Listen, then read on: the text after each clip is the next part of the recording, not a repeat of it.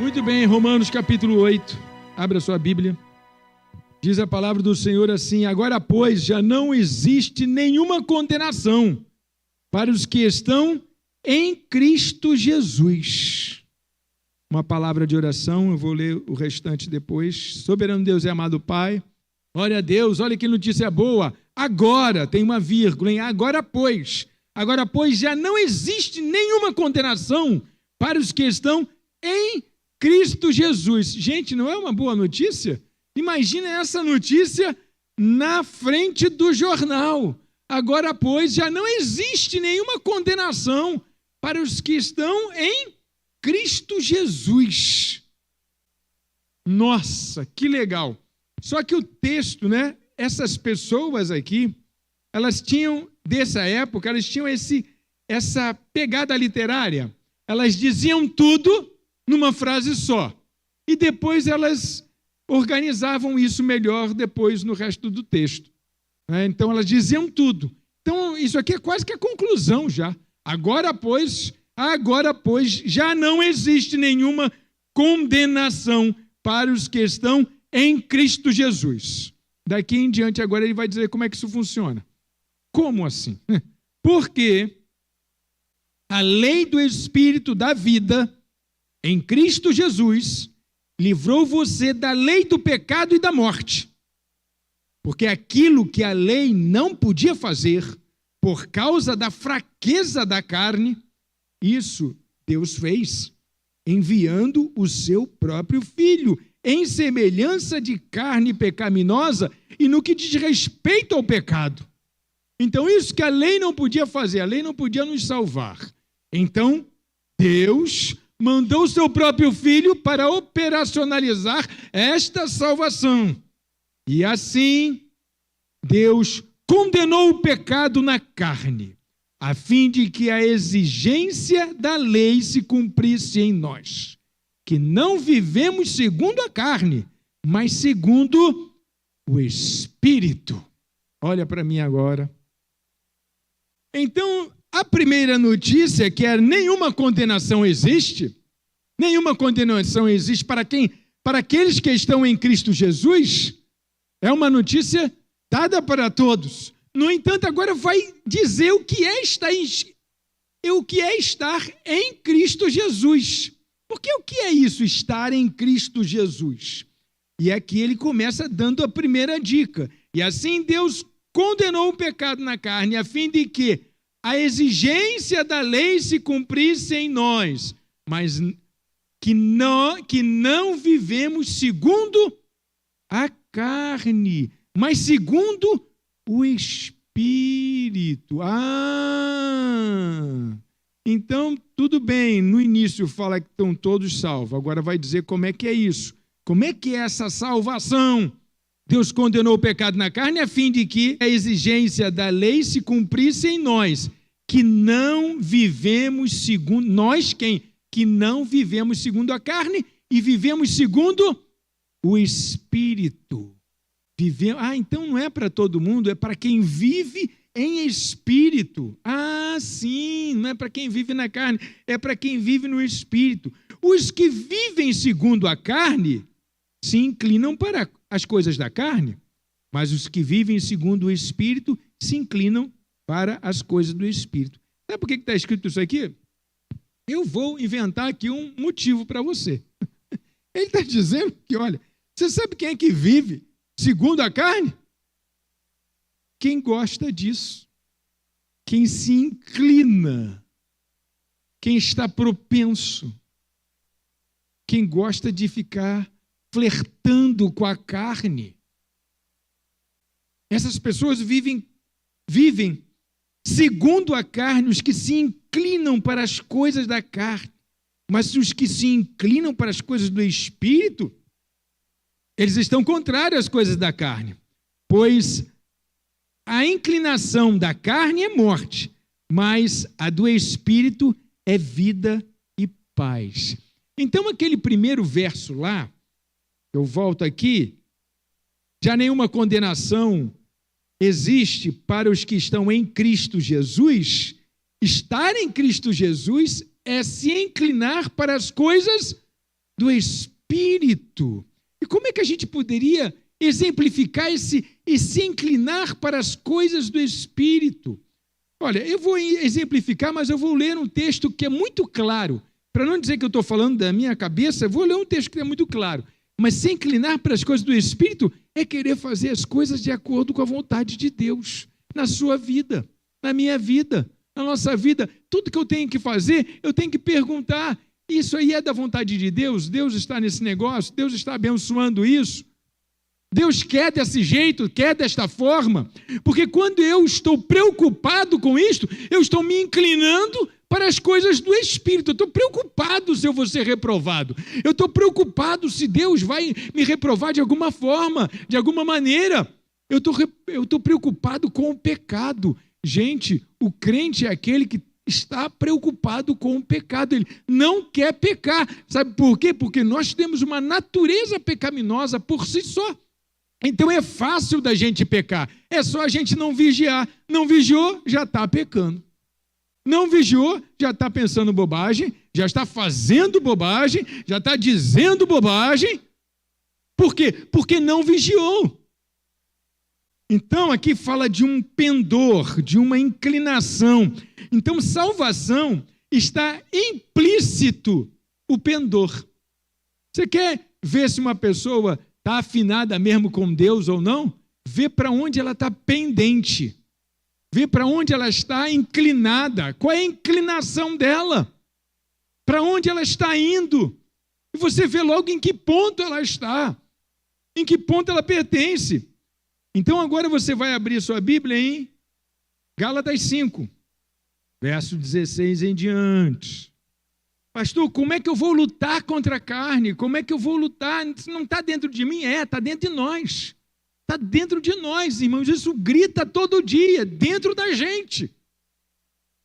A gente sempre vira e mexe, está se encontrando com a carne. Como é que eu vou gritar? Como é que eu vou lutar? Como é que eu vou matar isso? Irmão, não vai matar nunca, só depois que morrer. Mas olha só como está escrito aqui, ó. Digo, porém, o seguinte, verso 16 do capítulo 5 de Gálatas. Digo, porém, o seguinte: vivam no Espírito e vocês jamais satisfarão os desejos da carne. Tem um jeito de conviver com ela. Tem um jeito, você não precisa matar, você não consegue matar ela porque é a natureza humana. Mas se você viver em espírito, então você sacrifica o desejo da carne. Você não satisfaz o desejo da carne, porque a carne luta contra o espírito e o espírito luta contra a carne, porque são opostos entre si, para que vocês não façam o que querem fazer. Quer dizer, o querer fazer o bem está em mim e não o realizar. Mas a gente quer muito, organizar tudo, fazer tudo certinho, tudo direitinho, mas aparece uma oportunidade para você ter um grande ganho, uma grande tentação. E eu acho até, irmãos, que o povo nosso aí que vai para a política vai tão mal preparado que chega lá e se corrompe com tudo, porque se ganha muito. Se ganha muito. E daqui a pouco está tão longe de Deus que nem mais o caminho da igreja conhece, nem mais o caminho da igreja sabe. Por quê? Porque não andou em espírito. Então, continuando a leitura, mas se são guiados pelo Espírito, vocês não estão debaixo da lei. Ora, as obras da carne são conhecidas, e são obras da carne. Contra que nós estamos falando? Imoralidade sexual. Moralidade sexual, fica fazendo sexo com qualquer um aí de qualquer jeito. Impureza, entenda todas elas. Libertinagem, qualquer tipo de safadeza, libertinagem. Crente não vive em libertinagem. Crente vive ordeiramente. Idolatria, feitiçarias, inimizades. Crente não tem inimigo. Eu não vou mandar você dizer para o irmão ao lado que crente não tem inimigo, porque eu já passei dessa fase. Mas eu vou dizer para você uma coisa. De vez em quando eu descubro que um crente não fala com o outro. Eu fico, como assim? Será que estão lendo a Bíblia? Será que estão lendo a palavra? Inimizade, rixa. Discordar aqui você tem que ter sabedoria para você não ser contado como um opositor. Divisões. Quem planta divisão, não está na bênção não, irmão, quem planta divisão. Quem planta divisão está do lado lá do chifrudo. Facções.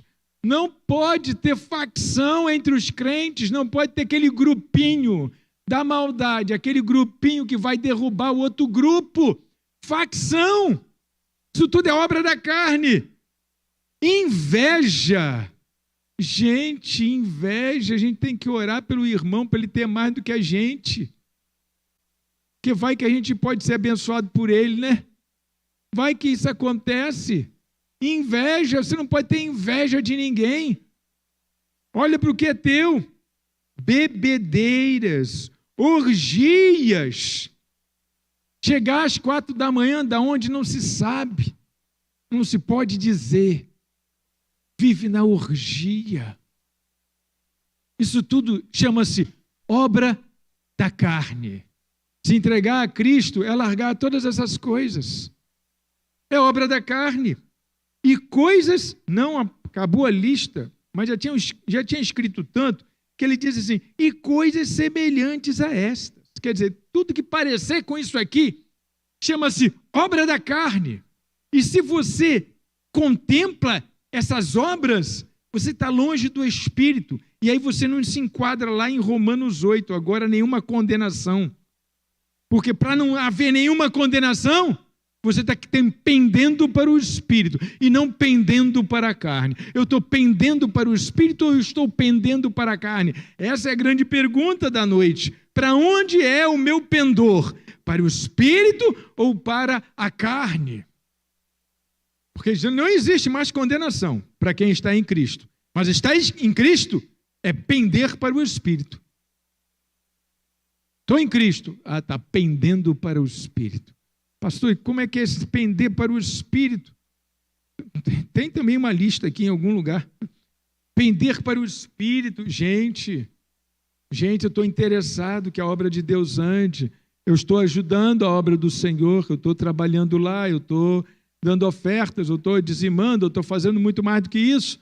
Eu estou participando de tudo. Eu estou enchendo a minha vida de obra de Deus. Porque se você não enche a sua vida de obra de Deus, a carne tem espaço para se manifestar. Tenha certeza disso, a carne tem espaço para se manifestar quando você não enche a sua vida de obra de Deus, obra do Senhor. E aí em Efésios, né? No capítulo 5, deixa eu ver, a partir do verso 3, diz assim, aqui nessa passagem vai falar o fruto da luz e as obras das trevas, que a imoralidade sexual e toda impureza ou avareza não sejam nem sequer mencionados entre vocês, como convém a santos. A palavra santo é uma palavra que vem do latim e quer dizer separado.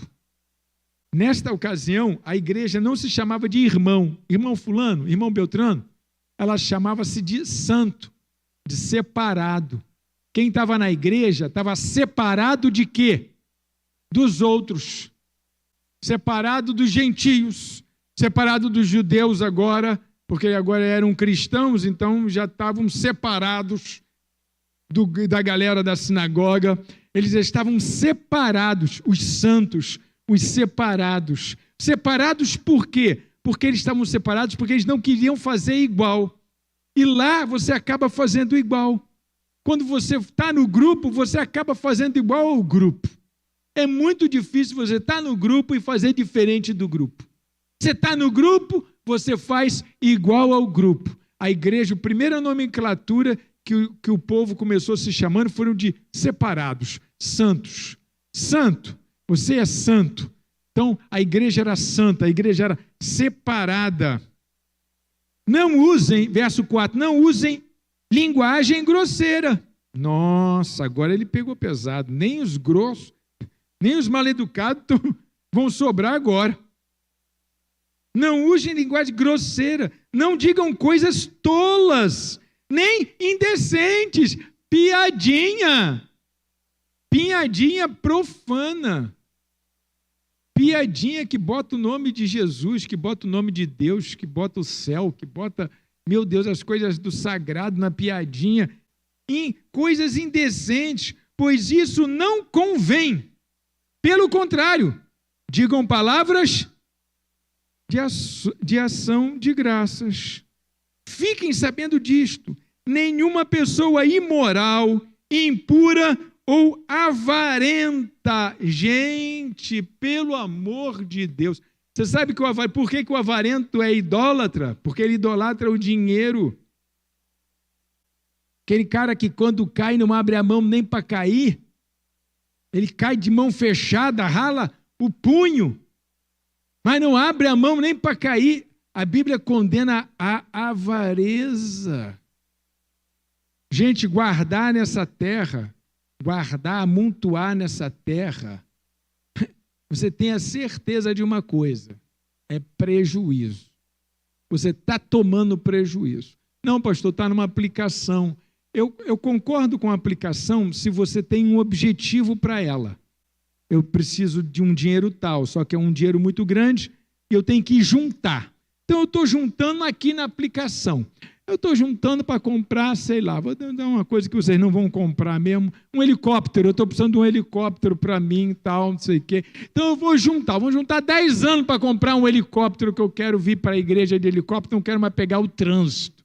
Então, vou juntar 10 anos para comprar um helicóptero. Aí, tu bota o dinheiro lá na aplicação. O helicóptero deve ser 1 milhão, alguma coisa assim. Tu bota o dinheiro lá na aplicação. Mas quando chegar no 1 milhão, compra o helicóptero, pelo amor de Deus. Não fico, não vou comprar não. O dinheiro está lá tão bem, está tão guardado lá. A Bíblia diz que a gente não deve amontoar tesouro na terra, onde a prata e a ferrugem corrói. Quando eu fico vendo aquele noticiário da guerra no Irã, e está aumentando tudo, tal, e etc., tudo vai acabar aumentando, porque o diesel vai aumentar, e gasolina e tal, o mundo está se desequilibrando. O que é isso, senão a traça e a ferrugem levando os anos de junta daqui, junta dali, de A, de B, de C, que vai perder o valor. Já está perdendo o valor. E aí a palavra se cumprindo. Então a avareza é um grande mal na vida do cristão, porque a avareza é a idolatria, ele idolatra o dinheiro, coloca o dinheiro no lugar de Deus, tem herança Bom, deixa eu ler de novo. Fiquem sabendo disso, nenhuma pessoa imoral, impura ou avarenta, porque a avareza e a idolatria têm herança no reino de Cristo e de Deus. Então essas pessoas não têm herança no céu. Não se deixem enganar com palavras vazias, porque a ira de Deus vem sobre os filhos da desobediência por causa dessas coisas. Portanto, não participem daquilo que eles fazem, porque no passado vocês eram trevas, mas agora são luz no Senhor. Vivam como filhos da luz, porque o fruto da luz consiste em toda bondade, justiça e verdade, tratando de descobrir o que é agradável ao Senhor. E não sejam cúmplices nas obras infrutíferas das trevas. Pelo contrário, tratem de reprová-las, gente. Ser cúmplice nas obras infrutíferas das telas. Você lembra das trevas? Você lembra de alguma coisa? Você lembra de algo na sua vida ou na vida de alguém próximo a você? Cumplicidade não faz, mas sabe quem faz e não diz nada, não denuncia, não fica quieto na dele. participa de uma forma silenciosa, pois aquilo que eles fazem em segredo é vergonhoso até mencionar. Mas todas as coisas, quando reprovadas pela luz, se tornam manifestas, porque tudo o que se manifesta é luz. Por isso é que se diz: desperte, você que está dormindo, levante-se dentre os mortos, e Cristo o iluminará. Glória a Deus. Gente, quantas coisas são reveladas, né? A gente vive num mundo que hoje tem muitas informações para lá e para cá, e a gente percebe, não é, como alguns irmãos nossos, algumas igrejas se envolverem em coisas escusas, e agora tem sido revelado.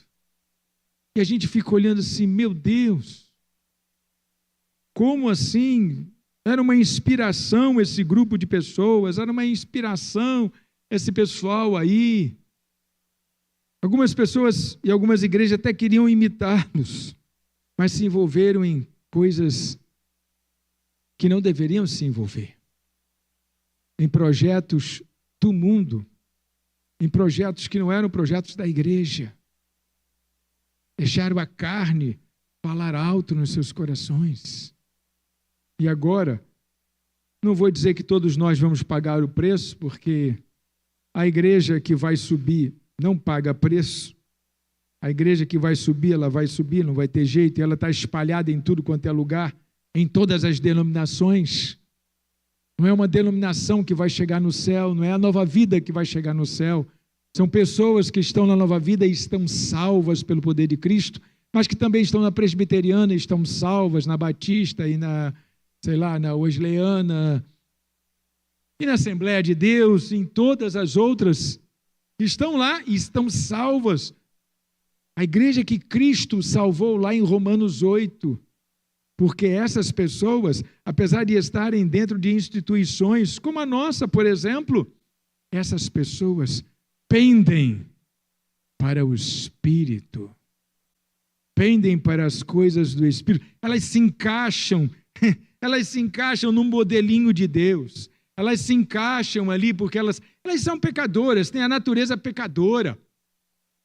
Mas quando você pende para o Espírito, quando você está querendo viver uma vida espiritual, você logo percebe: olha, essa parada que me convidaram aí não é uma parada boa, não. Tem um negócio aqui, né, que atrás aqui da minha cabeça, aqui, né, pulga atrás da orelha, dizendo que não é. Algo no meu coração está batendo que eu não devo fazer esse negócio. Eu estou sendo avisado pelo Senhor que isso aí é uma arapuca. Voltando a Romanos 8. Agora, pois, já não existe nenhuma condenação para os que estão em Cristo Jesus. Mas estar em Cristo é não pender para as obras da carne. Estar em Cristo é pender para as obras do Espírito. Estar em Cristo é estar ao máximo que você pode estar próximo daquilo que é o reino de Deus, próximo do fazer da sua vontade. Estar em Cristo é algo muito íntimo. Não dá para a gente descrever, porque tantas coisas que a gente falou aqui nessa leitura são coisas subjetivas, né? Eu vou dizer, eu não tenho ciúme, mas isso é subjetivo, isso aí. Só Deus e você sabe se você não arde em ciúme de alguém, do cargo de alguém, da vida de alguém, do que alguém faz. Só Deus e você sabem disso. Só Deus e você sabe que se você não é avarento, se você é aquele camarada mão aberta, que o dinheiro... Você sabia que o dízimo, uma das funções do dízimo, no contexto espiritual, é fazer com que o irmão aprenda a lidar com o dinheiro? Uma das funções posso até falar psicológicas. Porque a partir do momento que eu tenho uma parte do meu salário que eu tenho que dispor, que eu disponho, podendo eu ficar com ele todo e ninguém saberia disso, porque a gente não bota o nome de ninguém no quadro, a gente não faz nenhuma contabilidade, não cobra ninguém, não manda cobrança, não faz nada. Todo mundo aqui passa como dizimista. Tá você acha que alguém aqui não é dizimista? Todo mundo aqui passa como dizimista. Agora, quem é mesmo? Só Deus sabe. Pastor, mas nem o senhor sabe, tem certeza? Irmãos, eu vou dizer uma coisa para você. Nem eu mesmo sei, porque tu imagina a pessoa 50 não, né? 38 anos, não é? Tirando dinheiro de dentro de envelope. Você acha que dá tempo de eu ler todos eles e etc e tal, e etc e tal? Dá tempo de eu ficar pensando quem deu, quem não deu, quem deixou de dar? Pastor, mas não tem um funcionário aí para fazer isso, pastor? Falei, irmãos, a sua vida é uma vida privada e ela é sua. Não é para andar na mão de funcionário nenhum da igreja. Deus sabe que você deu.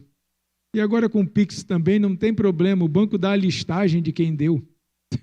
Deu R$10, o banco manda lá o nome de todo mundo que deu. Já não precisa mais fazer listagem na igreja, porque a instituição financeira faz isso. Sem a gente pedir, inclusive. Então o relatório existe, mas não é para eu ficar sabendo de nada, porque quando você participa desta forma, você está fazendo para o Senhor. Sempre deveria ter sido assim. Sempre. E isso me disciplina a viver com menos do que eu ganho. Isso me disciplina, ou nos disciplina, a viver com uma parte, a entender que a minha vida sem aquela parte, ela é abençoada também. Agora, o avarento não consegue pensar assim. O avarento, ele idolatra o dinheiro, ele acha que ele vai precisar dele amanhã. Tais coisas são pender para a carne. Mas quem pende para o Espírito está com o seu coração completamente diante do Senhor. E aí sim, aí eu posso dizer para estes que pendem para o Espírito, esse versículo é para você. Agora, pois, já não existe nenhuma condenação para os que estão em Cristo Jesus. Amém? Glória a Deus. Vamos curvar a cabeça para uma palavra de oração.